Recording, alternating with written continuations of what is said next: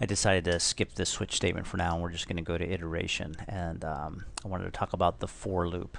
So the for loop is done by using the keyword for, open parentheses, and then you put your variable initialization statement, and you can declare a variable as well. So if we want int I equals 0, sets up I as our counter, and then I is less than max.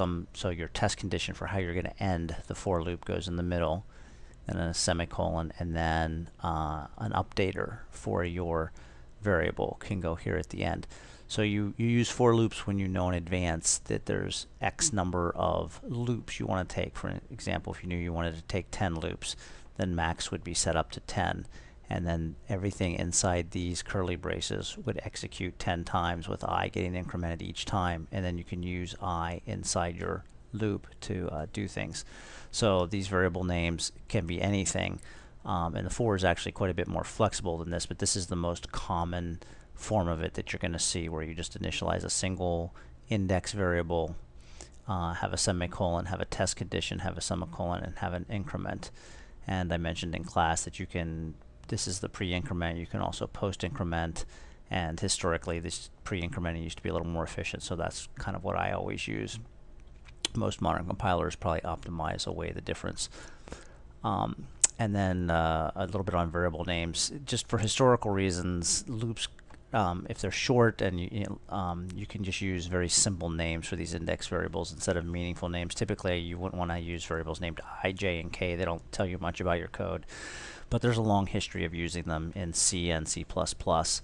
So once you start nesting loops, if they're very simple, maybe you can stick with I and J. If your code starts to get more complicated and you have reasonable names you can use for your iteration variables, then you should use them.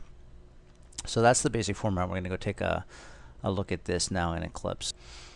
So in Eclipse, when you're learning, you might want to type this all out by hand, just so that you get to where you know the syntax, so that when you don't have a tool like Eclipse, you don't have to rely on it. But Eclipse has a little shortcut, Control Space, and it gives you a template for, here's a for loop with temporary variables. I'm going to hit return, and you can see how it's highlighted var. So whatever I type in here is going to replace that everywhere it's used. So instead, I'm just going to put I, and then I'm going to tab off, and I'm going to leave max as the name for my test. Now this won't compile like this because max doesn't exist, so let's create it. So we'll just say int max equals 10. Okay, so now this loop will execute from 0, and as long as I is less than 10, so from 0 to 9, it will increment I each time. And then we can easily see what's going on here by doing a cout I, and let's put our new line character there as well. And then that should build, and then we can run that. And just open this up a little bit. So there you can see the output 0 through 9 for all the things. So that's the basic for loop. Let's go back to PowerPoint.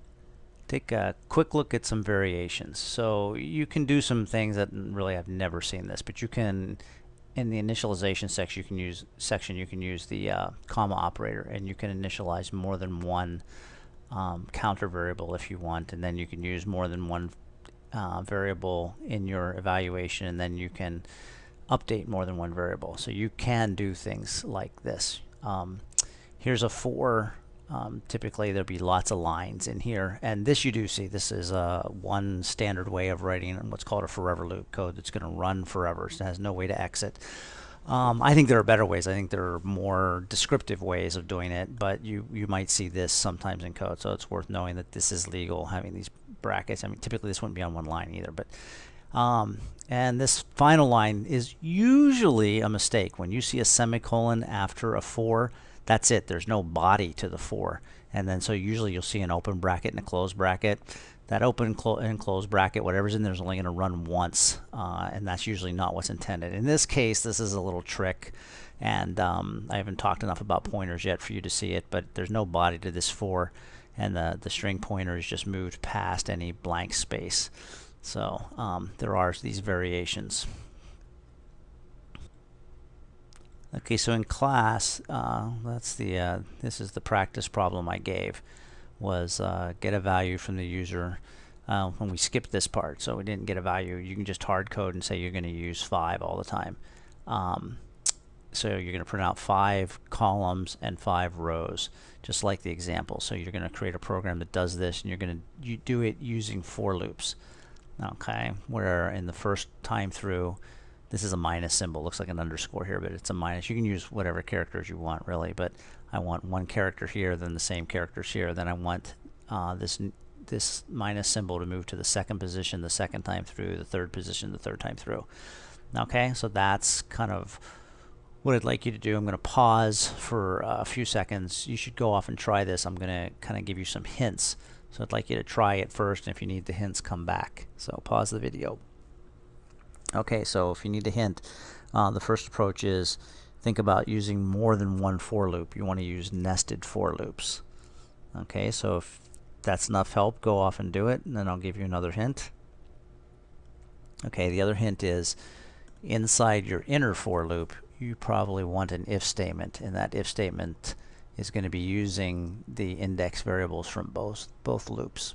Okay, and then I'll probably make a separate video with the actual answer in it.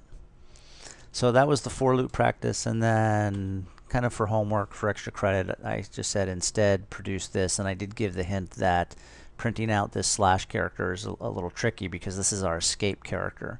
So to print this out, you really need to put 2 of them in a row. You have to escape the actual escape character, and that tells C++, hey, I really want the backslash. I don't want you to escape whatever comes next. Okay.